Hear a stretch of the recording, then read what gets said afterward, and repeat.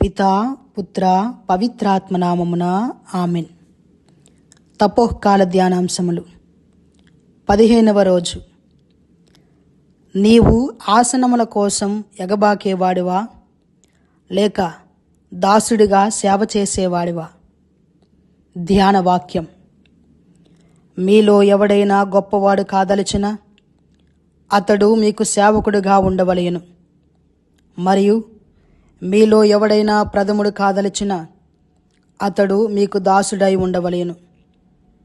అట్లే మనుష్య కుమారుడు సేవించుటకే గాని సేవింపబడుటకు రాలేదు.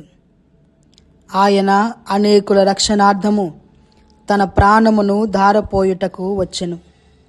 మత్తయి శుభవార్త 20వ అధ్యాయము 26వ వచనము నుండి 28వ వచనము వరకు. ఒక చిన్న గ్రామంలో రవి అనే ధనవంతుడు ఉండేవాడు. అతనికి ఎప్పుడు అందరిలోకెల్లా గొప్పవాడిగా, ముఖ్యమైన వ్యక్తిగా ఉండాలని కోరిక. గ్రామంలో జరిగే ప్రతి కార్యక్రమంలోనూ అధ్యక్ష స్థానం అతనికి కావాలి. ప్రజలు తనను పొగడాలని, తనకు సేవ చేయాలని అతను ఆశించేవాడు. అదే గ్రామంలో రాజు అనే పేదవాడు కూడా ఉండేవాడు. తను పేదవాడైనా తన హృదయం చాలా మంచిది, పెద్దది. గ్రామంలో ఎవరికి ఏ కష్టం వచ్చినా ముందుండేవాడు. వృద్ధులకు సహాయం చేసేవాడు. అనారోగ్యంతో ఉన్న వారిని పరామర్శించేవాడు. బాధలలో ఉన్న వారిని ఆదుకునేవాడు. అయితే ఒకసారి ఆ గ్రామానికి ఒక పెద్ద వరద వచ్చింది. ఇళ్ళన్నీ మునిగిపోయాయి. ప్రజలు నిరాశ్రాయులయ్యారు. రవి తన ధనాన్ని కాపాడుకోవటంలో మునిగిపోయాడు. కానీ రాజు తన ప్రాణాలను పణంగా పెట్టి చాలామందిని సురక్షిత ప్రాంతాలకు తరలించాడు. వరద తగ్గినాక గ్రామ ప్రజలందరూ సమావేశమయ్యారు. రవి చేసిన స్వార్థపూరిత పనులను గురించి, రాజు చేసిన త్యాగాల గురించి చర్చించుకున్నారు. అప్పుడు వారందరికీ అర్థమైంది అసలైన గొప్పవాడు ఎవరనేది. రవి దగ్గర ధనం, హోదా ఉన్నప్పటికీ రాజు యొక్క సేవాభావమే అతనిని నిజమైన నాయకుడిగా, గొప్ప వ్యక్తిగా నిలబెట్టింది. కథ నీతి.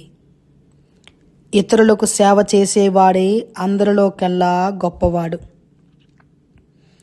ఆత్మీయ సందేశం. ప్రియమైన మిత్రులారా, జబదాయి కుమారుల తల్లి తన బిడ్డల గుర్తింపు కోసము, హోదా కోసము, గొప్ప కోసము ఆలోచిస్తూ ప్రభువునికి ఇరువైపులా కూర్చోబెట్టుకోమని మనవి చేస్తుంది.